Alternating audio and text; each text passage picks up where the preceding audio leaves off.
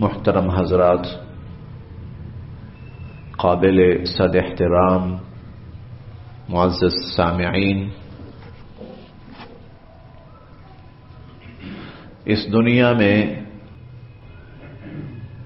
اللہ رب العزت نے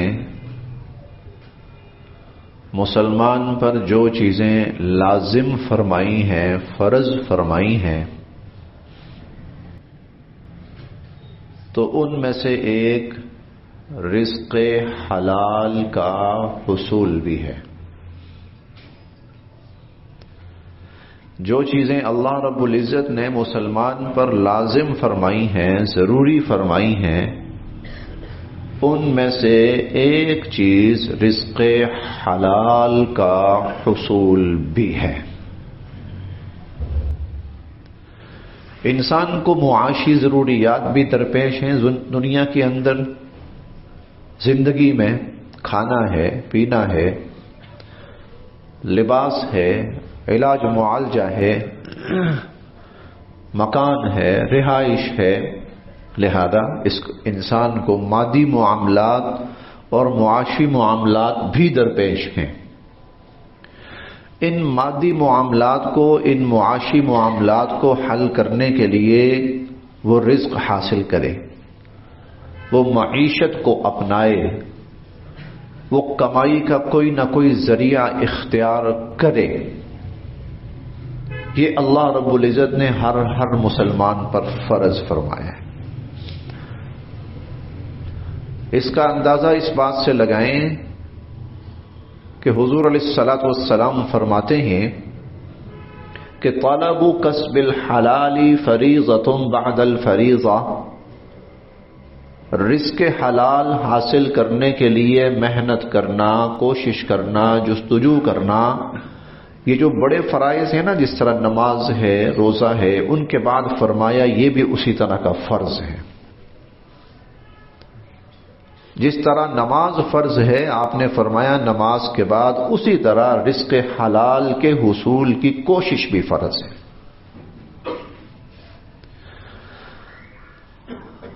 قرآن کریم میں سورۃ الجمعہ ہے 28ویں پارے میں،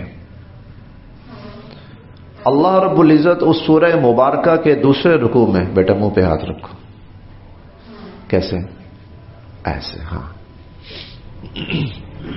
ٹھیک ہے، جمائی آئے تو منہ پہ ہاتھ رکھنا ہے۔ طبی نقطہ نظر سے بھی اور شرعی نقطہ نظر سے بھی، دونوں اعتبار سے یہ ضروری ہے۔ تو اللہ تعالیٰ اس سورہ الجمعہ کے دوسرے رکوع میں فرماتے ہیں کہ یا ایھا الذین آمنوا اذا نودی للصلاۃ من یوم الجمعہ، اے ایمان والو، جب جمعے والے دن نماز جمعہ کے لیے تمہیں پکارا جائے اور بلایا جائے، فاسعوا الی ذکر اللہ، اللہ کے ذکر یعنی جمعہ کے لیے بھاگو، وذروا البیع، اور خرید و فروخت چھوڑ دو، کیونکہ پہلا فرض نماز ہے، نماز پہلا فرض ہے، تو تم جو خرید و فروخت کر رہے ہو وہ اس کے بعد فرض ہے، تو فرض دونوں ہیں۔ اب ترتیب دیکھیے گا کس طرح، وذروا البیع، خرید و فروخت چھوڑ دو، ذالکم خیر لکم ان کنتم تعلمون، یہ تمہارے حق میں بہت بہتر ہے اگر تم جانو۔ فَإِذَا قُضِيَتِ الصَّلَاةُ،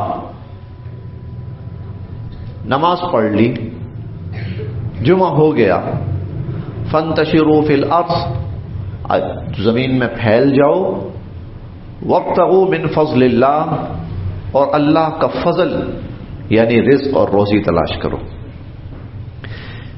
ایک فرض چل رہا تھا، اس سے بڑا فرض آیا تو اس فرض کو وقتی طور پہ چھوڑ دو، پھر جب یہ فرض پورا ہو گیا چلو پھر جاؤ رزق حلال کے حصول کے لیے، پھر پھیل جاؤ زمین کے اندر، اپنی روزی روٹی کمانے کے جو بھی ذرائع ہیں جاؤ ان پہ چلے جاؤ، ملازمت والا ملازمت پہ چلا جائے، کاروبار والا کاروبار پہ چلا جائے، ہنر والا ہنر پہ چلا جائے، وابتغوا من فضل اللہ۔ آگے کیا فرمایا؟ واذکروا اللہ کثیرا، اللہ کو کثرت سے یاد کرتے رہنا، لعلکم تفلحون، تاکہ تم فلاح پاؤ اور کامیاب ہو جاؤ۔ اب یہاں فلاح اور کامیابی کے لیے 3 چیزیں بیان کی ہیں: نماز جمعہ، رزق حلال، اپنی دکان کاروبار جو بھی ہے، اور اللہ کا ذکر۔ عام حالات میں انسان اللہ کو یاد کرتا رہے۔ تو کامیابی کے لیے اللہ نے ان تینوں چیزوں کا ذکر کیا، اور ان تینوں میں سے ایک چیز کیا ہے؟ رزق حلال کا حصول۔ وابتغوا من فضل اللہ۔ ابھی جو آیت کریمہ تلاوت کی گئی ہے خطبہ جمعہ میں، تو وہ آیت کریمہ کیا تھی؟ وَجَعَلْنَا اللَّيْلَ وَالنَّهَارَ آیَتَيْنِ۔ اللہ تعالیٰ فرماتے ہیں کہ ہم نے دن اور رات ان دونوں کو اپنی نشانیاں بنایا ہے۔ دن اور رات اللہ رب العزت کی قدرت کی نشانیاں ہیں۔ اور نشانی کا مطلب کیا ہوتا ہے؟ کہ جو اللہ کے سوا کوئی نہ کر سکے۔ چنانچہ اللہ کے سوا کوئی دن نہیں لا سکتا، اور اللہ کے سوا کوئی رات نہیں لا سکتا۔ یہ بات اللہ رب العزت 20ویں پارے میں قرآن کریم میں فرماتے ہیں کہ اگر اللہ قیامت تک دن ہی دن کر دے، من الہ غیر اللہ یأتیکم بلیل تسکنون فیہ، اللہ کے سوا کون ہے جو وہ رات تمہیں لا کے دے سکے جس میں تم آرام کرتے ہو؟ ان جعل اللہ علیکم اللیل سرمدا الی یوم القیامہ، اور اگر اللہ رات لے آئے اور ہمیشہ ہمیشہ کے لیے رات کر دے، من الہ غیر اللہ یأتیکم بضیاء، اللہ کے سوا بتاؤ کون ہے اللہ کے سوا جو دن لا سکے، روشنی لا سکے؟ تو دن اور رات اللہ کی قدرت کی نشانیاں ہیں۔ اللہ لا سکتے ہیں، اللہ کے سوا کوئی نہیں لا سکتا۔ اس سورج کو اللہ ہی نکالتے ہیں اور مشرق سے نکالتے ہیں، اور اللہ کے سوا نہ کوئی نکال سکتا ہے اور نہ کہیں کسی اور جگہ سے نکال سکتا ہے۔ قرآن کریم میں حضرت ابراہیم علیہ السلام اور نمرود کا ایک واقعہ بیان ہوا۔ حضرت ابراہیم علیہ السلام نے نمرود کے سامنے کہا، ربی الذی یحیی و یمیت، رب وہ ہے جو زندگی دیتا ہے اور موت دیتا ہے۔ قال انا احیی و امیت، وہ کہتا ہے میں بھی زندگی دیتا ہوں، میں بھی موت دیتا ہوں۔ کتنا بڑا دعویٰ، خدائی کا دعویٰ۔ زندگی موت دینے والی ذات اللہ کی ہے۔ ابراہیم علیہ السلام کہتے ہیں رب کی صفت یہ ہے کہ زندگی اور موت اس کے ہاتھ میں ہے، تو وہ اسی صفت کا دعویٰ کر رہا ہے، گویا کہ خدا ہونے کا دعویٰ کر رہا ہے۔ انا احیی و امیت، کہتا ہے میں بھی زندگی دے سکتا ہوں، میں بھی موت دے سکتا ہوں۔ کیسے؟ جس شخص کے لیے سزائے موت کا فیصلہ ہوا تھا اس کو بری کر دیا، اور جو بے گناہ تھا اس کو سزائے موت دے دی۔ کہا دیکھو اس کی موت تھی، اس کو زندگی دے دی، اس کی زندگی تھی، اس کو موت دے دی۔ حضرت ابراہیم علیہ السلام فرمانے لگے فإن اللہ یأتی بالشمس من المشرق فأت بها من المغرب۔ اچھا، میرا رب روزانہ سورج مشرق سے نکالتا ہے، تو دعویٰ کر رہا ہے رب ہونے کا، تو مغرب سے نکال کے دکھا۔ میرا رب نکالتا ہے تو نکال کے دکھا۔ فبہت الذی کفر، ہکا بکا رہ گیا، ششدر۔ کیوں؟ سورج کا نکالنا، دن کا روشن کرنا اللہ رب العزت کی قدرت ہے۔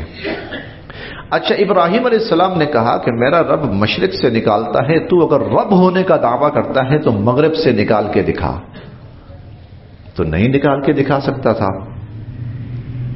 اب تھوڑا سا آگے چلتے ہیں۔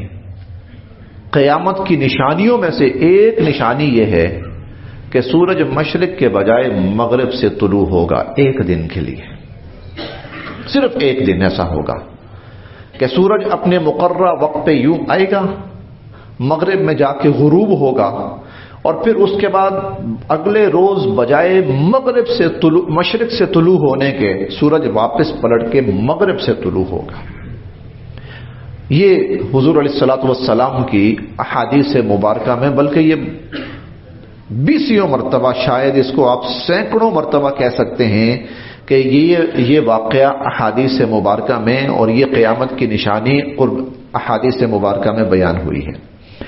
اہل علم یہاں بڑی ایک دلچسپ بات کہتے ہیں کہ نمرود جھوٹا تھا، نہ مشرق سے نکال سکتا تھا نہ مغرب سے نکال سکتا تھا۔ اللہ سچا رب ہے، مشرق سے بھی نکال سکتا ہے، مغرب سے بھی نکال سکتا ہے۔ تو وجعلنا اللیل والنہار آیتین، دن اور رات یہ دو نشانیاں ہم نے بنائی. یہ اللہ کی قدرت کی نشانیاں ہیں. قرآن کریم میں جہاں آتا ہے نا یہ نشانی ہے، اس کا مطلب یہی ہوتا ہے کہ یہ وہ کام ہے جو اللہ کی ذات کر سکتی ہے اور اللہ کے سوا کوئی نہیں کر سکتا. آگے اللہ تعالیٰ فرماتے ہیں کہ فمحونا آیت اللیل، جو رات والی نشانی ہے اس کو ہم نے اندھیرا کر دیا کہ رات کو اندھیرا چھا جاتا ہے. وجعلنا آیت النہار مبصرا، اور جو دن کی نشانی ہے اسے ہم نے روشن کر دیا. کیوں روشن کر دیا؟ اس کی ایک بڑی ریزن یہ بتائی، لتبتغوا فضلا من ربکم، تاکہ تم لوگ نکلو، محنت مزدوری کرو، رزق کماؤ، کوشش کرو جیسے بھی، اور رزق حلال کی جستجو کرو. اب اللہ کا فضل تلاش کرو، اور اللہ کے فضل سے مراد کیا ہے؟ اپنی معیشت کا بندوبست کرو، اپنے وسائل کا بندوبست کرو، اپنی روزی روٹی کا بندوبست کرو، کاروبار، ہنر، تجارت، پیشہ، ملازمت، جو بھی، تاکہ تم اپنا رزق حاصل کرو. تو رزق کا حاصل کرنا اللہ رب العزت نے انسان کی فطرت میں رکھ دیا ہے کہ دن بنایا اس لیے ہے. اس کی ایک بڑی وجہ یہ ہے کہ انسان اس دن کے اندر محنت کرے، کوشش کرے، جستجو کرے. اب اس کا اندازہ اس بات سے لگائیں، بڑی پیاری حدیث مبارکہ ہے، بہت ہی پیاری حدیث مبارکہ ہے، ایسے دل خوش کرنے والی ہے. حضور علیہ الصلوۃ والسلام فرماتے ہیں کہ من طلب الدنیا حلالا، جو شخص روزی کے، معیشت کے کوئی بھی اسباب اختیار کرتا ہے، اس کے لیے لفظ اختیار فرمایا کہ دنیا طلب کرتا ہے، دنیا حاصل کرتا ہے، یعنی رزق کے کوئی بھی ذرائع اختیار کرتا ہے، وہ روزی کے کوئی بھی ذرائع، معیشت کی کوئی بھی شکل اختیار کرتا ہے. کیوں کرتا ہے؟ نمبر ایک، حلالن، کہ مجھے رزق حلال حاصل ہو. واستعفافا عن المسألہ، اور دوسرا یہ ہے کہ میں کسی کا محتاج نہ رہوں. دوسروں کے سامنے ہاتھ پھیلانا، تو میں کسی کا محتاج نہ رہوں، میں لوگوں کے احتیاج سے، محتاجی سے محفوظ رہوں. وتعطفا علی جارہ، اور یہ کہ میں اپنے کسی پڑوسی، کسی بھائی، کسی دوست کی کسی مشکل وقت میں مدد بھی کر سکوں، اس کے ساتھ کوئی نیکی اور بھلائی بھی کر سکوں. اس کے لیے وہ شخص رزق کے حصول کی کوشش کرتا ہے. پھر دیکھیے، اس کے لیے وہ کہ مجھے حلال میسر ہو، مجھے کسی کے سامنے ہاتھ نہ پھیلانا پڑے، اور میں اپنے کسی بھائی، دوست، رشتہ دار، کسی پڑوسی کی مدد بھی کسی موقع پر ہو تو کر سکوں. تو حضور علیہ الصلوۃ والسلام فرماتے ہیں لقی اللہ، قیامت کے دن وہ اللہ سے اس حال میں ملے گا، ووجہہ کالقمر فی لیلۃ البدر، اس کا چہرہ 14ویں رات کے چاند کی طرح روشن ہوگا. کالقمر فی لیلۃ البدر، اس کا چہرہ 14ویں رات کے چاند کی طرح روشن ہوگا. یہ بشارت اس کے لیے ہے جو اٹھتا ہے، محنت کرتا ہے، کوشش کرتا ہے، رزق کے حصول کے ذرائع اور وسائل اختیار کرتا ہے. تو شروع میں نے حدیث مبارکہ بیان کی کہ علم کے رزق کا حاصل کرنا اور اس کے لیے کوشش کرنا اللہ تعالی نے جو بڑے فرائض ہیں ان کے بعد فرض فرمایا ہے ہر مسلمان پر. رزق کے حاصل کرنے کی کوشش کرنا اللہ نے ہر مسلمان پر فرض فرمایا ہے. ہاں یہ الگ بات ہے کہ اللہ رب العزت اس کوشش پر کتنا رزق دیں گے، کتنا رزق دیں گے، تو اس کے بارے میں قرآن کریم میں اللہ جا بجا فرماتے ہیں اللہ یبسط الرزق لمن یشاء ویقدر. وہ پھر اللہ جس کے لیے چاہتے ہیں وسیع فرما دیتے ہیں اور جس کے لیے چاہتے ہیں بقدر ضرورت اس کو دیتے ہیں. یہ پھر اللہ کی آگے تقسیم ہے. معاشی طور پر مساوات نہیں ہے، معاشی طور پر مساوات نہیں ہے. واللہ فضل بعضکم علی بعض فی الرزق، اللہ نے رزق کے معاملے میں کچھ کو کچھ پر برتری دے رکھی ہے. کوئی زیادہ امیر ہے، کوئی کم ہے، کوئی بقدر ضرورت ہے، کوئی فقیر ہے. اب اس کی مثالیں انبیاء علیہم السلام کی زندگی میں ملتی ہیں. ایک نبی حضرت سلیمان علیہ السلام ہیں کہ پوری دنیا کی حکومت، بادشاہت، وسائل اللہ نے ان کو عطا فرما دی. حضرت سلیمان علیہ السلام معاشی اعتبار سے ان سے زیادہ اس دنیا میں جب سے آدم علیہ السلام پیدا ہوئے اور قیامت تک امیر، اثر رسوخ والا، اقتدار والا، بادشاہت والا بندہ کوئی نہیں آئے گا. ان سے زیادہ امیر. دنیا کے وسائل اللہ رب العزت نے ان کے لیے مسخر فرما دیے. ان کی دعا تھی رب هب لی ملکا لا ينبغی لأحد من بعدی، مجھے ایسی بادشاہت نصیب فرما کہ میرے بعد کسی کو میسر نہ ہو. چنانچہ پوری دنیا کے اوپر حکومت کرنے والے حکمرانوں میں سے پہلے نمبر پر جن کا نام آتا ہے وہ حضرت سلیمان علیہ السلام ہے. تو ایک طرف یہ حال ہے کہ ان کے تخت فضاؤں میں اڑ رہے ہیں اور اللہ رب العزت نے جائز چیزوں کی انتہا فرمائی ہے ان کے اوپر، اور دوسری طرف حضرت عیسیٰ علیہ السلام ہے. حضرت عیسیٰ علیہ السلام ہے، کوئی گھر ہی نہیں زمین میں، بس جو لباس پہنا ہوا ہے سو پہنا ہوا ہے. کبھی مل گیا، جو مل گیا کھا لیا، نہ ملا تو فاقے کی سی کیفیت ہے. ان کے واقعات میں، حضرت عیسیٰ علیہ السلام کے واقعات میں لکھا ہے کہ ایک دفعہ وہ سفر پہ نکلے، بلکہ وہ سفر کی حالت میں رہتے تھے، تو اپنے پاس دو چیزیں رکھی. ایک پیالہ رکھا کہ پانی پیوں گا، اور کہیں پر کھانے کی ضرورت پڑی تو تھوڑی بہت کھانے کی چیز ڈال کے کھا لیا کروں گا. اور ایک ساتھ چھوٹا سا تکیہ سا رکھا، کہیں آرام کرنا ہوا تو تکیہ سر کے نیچے رکھا اور آرام شروع کر دیا. ایک آدمی کو دیکھا کہ وہ چلو بھر کے پانی پی رہا ہے، تو سوچنے لگے یہ پیالے کا خواہ بوجھ اٹھایا ہوا میں نے، تو وہ بھی چھوڑ دیا.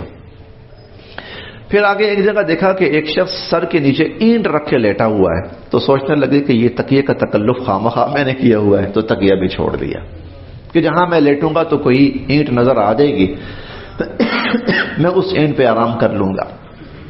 معاشی اعتبار سے تفاوت، مساوات نہیں ہے، تفاوت ہے. اللہ نے کچھ کو بہت وسائل دیے ہیں، کچھ کو کم رکھا ہے، اور یہ اللہ کی تقسیم ہے. یہ اللہ رب العزت کی تقسیم ہے. لیکن کوشش، محنت وہ اللہ نے ہر شخص پر فرض فرمائی ہے، وہ ہر شخص پر لازم فرمائی ہے. طلب و کسب الحلال فریضۃ بعد الفریضہ. اس کا اندازہ اس حدیث مبارکہ سے بھی لگائیں کہ حضور علیہ الصلوۃ والسلام فرماتے ہیں التاجر الصدوق الامین، وہ کاروباری شخص، کاروبار کرنے والا، وہ بزنس مین جو کاروبار کرتا ہے، جو تجارت کرتا ہے، قیامت کے روز، ہاں دو شرائط.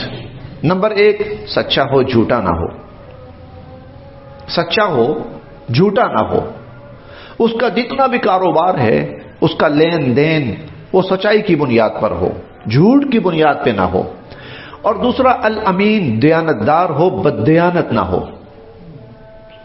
وہ دو نمبری نہ کرتا ہو، بددیانتی نہ کرتا ہو کسی بھی قسم کی.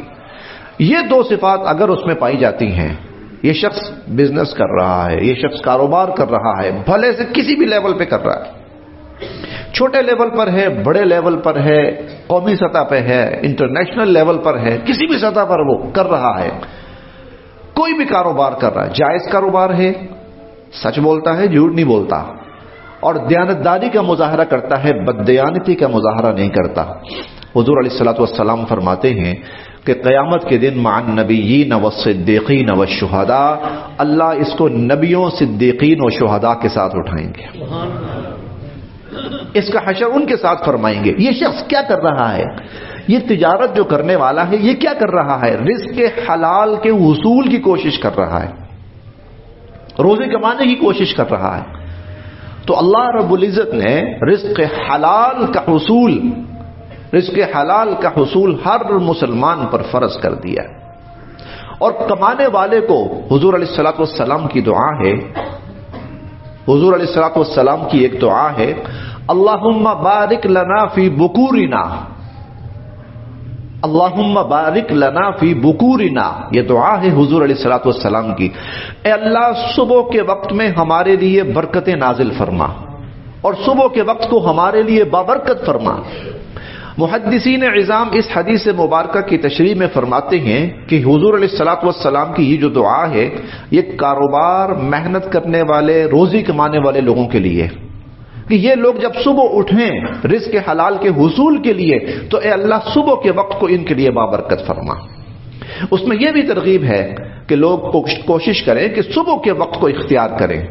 اپنی دکان کھولنی ہے، کاروبار کرنا ہے، کوئی محنت مزدوری کرنی ہے تو صبح کے وقت کو پسند کریں، صبح کے وقت کو اختیار کریں کہ اس میں اللہ رب العزت نے برکت رکھی ہے اور حضور علیہ الصلوۃ والسلام نے برکت کی دعا کی.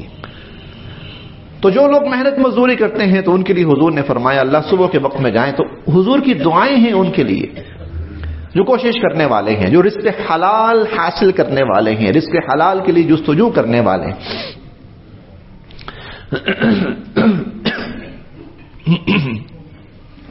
ہماری تاریخ میں دو بزرگ گزرے ہیں، یہ واقعہ میں نے پہلے بھی بیان کیا ہے.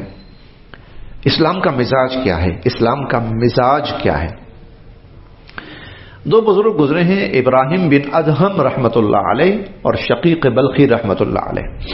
ہم عصر تھے کا زمانہ ایک ہی تھا. ایک دن شقیق بلخی آئے ابراہیم بن ادہم کے پاس. حضرت میں کچھ کاروباری سفر پہ روانہ ہو رہا ہوں. پہلے ہوتے تھے نا تجارتی قافلے جاتے تھے، تو میں اس طرح تجارتی قافلے کے ساتھ کاروباری سفر پہ روانہ ہو رہا ہوں. سوچا کہ جاتے ہوئے آپ کی زیارت بھی کرتا جاؤں اور آپ سے دعا بھی کرواتا جاؤں. بڑی اچھی بات ہے بھائی، اللہ پاک آپ کو مقصد میں کامیاب کریں اور اللہ پاک آپ کو برکت دے. چند دن گزرے تو دیکھا کہ شقیق بلخی پھر نماز میں ہیں. ملاقات ہوئی، ابراہیم بن ادہم نے پوچھا شقیق آپ گئے نہیں؟ کہا میں گیا تھا. ایک جگہ ہم نے پڑاؤ ڈالا تو میں نے ایک منظر دیکھا، اور وہ منظر میں نے یہ دیکھا کہ ایک درخت ہے اور اس کے اوپر نہ ایک چڑیا اڑتی ہے، کہیں جاتی ہے اور پھر آتی ہے، پھر اڑتی ہے، پھر کہیں جاتی ہے اور تھوڑی دیر کے بعد پھر آتی ہے. میں یہ منظر دیکھ رہا تھا، تجسس سا ہوا کہ کیا معاملہ ہے. ویسے بھی ٹائم تو تھا میرے پاس، تو میں درخت کے اوپر تھوڑا سا چڑھا تو میں نے دیکھا کہ وہاں ایک اپاہج اور معذور سی چڑیا ہے. تو یہ جو دوسری چڑیا ہے یہ کہیں جاتی ہے، کوئی دانہ دمکا اٹھاتی ہے اور لا کر اس کے منہ میں ڈالتی ہے. تو میں نے سوچا کہ جو خدا ایک اپاہج معذور چڑیا کو اس کے گھونسلے میں بیٹھے بٹھائے رزق دے سکتا ہے تو وہ مجھے اپنے گھر میں بیٹھے رزق نہیں دے سکتا. تو مجھے کیا پڑی ہے کہ میں در در کی خاک چھانوں اور ملکوں سفر کروں. تو میں واپس آ گیا. آگے ابراہیم بن ادہم تھے. شاید میرے جیسا ہوتا تو کہتا سبحان اللہ. ابراہیم بن ادہم تھے. وہ کہنے لگے شقیق افسوس ہوا تم پر، تم نے وہ اپاہج اور معذور چڑیا بننا گوارا کر لیا. تم نے وہ چڑیا بننا گوارا کیوں نہیں کیا جو خود بھی رزق کھا رہی ہے اور دوسروں کے لیے بھی بندوبست کر رہی ہے. اب سبحان اللہ بنتا ہے.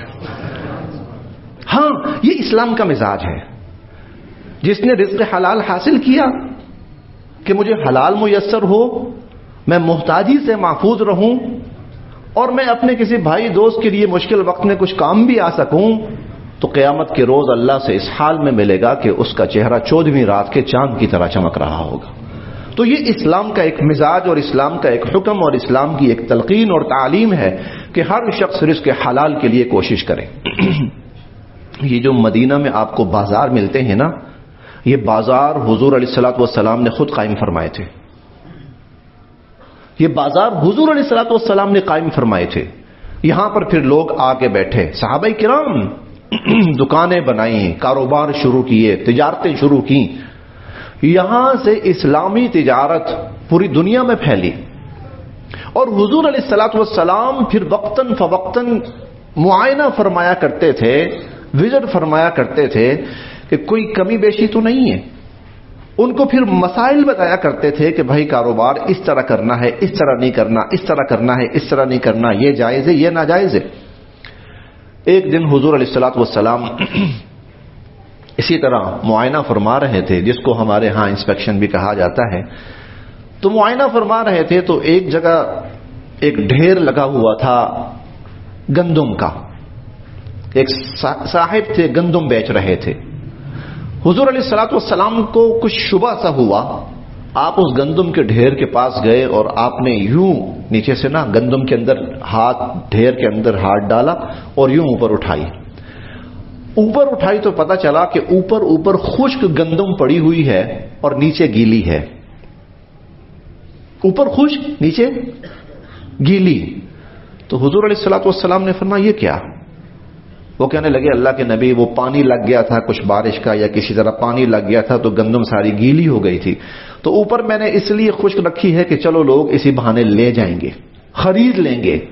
تو پھر حضور علیہ الصلوۃ والسلام نے وہ جملہ ارشاد فرمایا، آپ نے فرمایا من غشنا فلیس منا، جو اس طرح کی دھوکے بازی کرتا ہے اس کا ہم سے کوئی تعلق نہیں.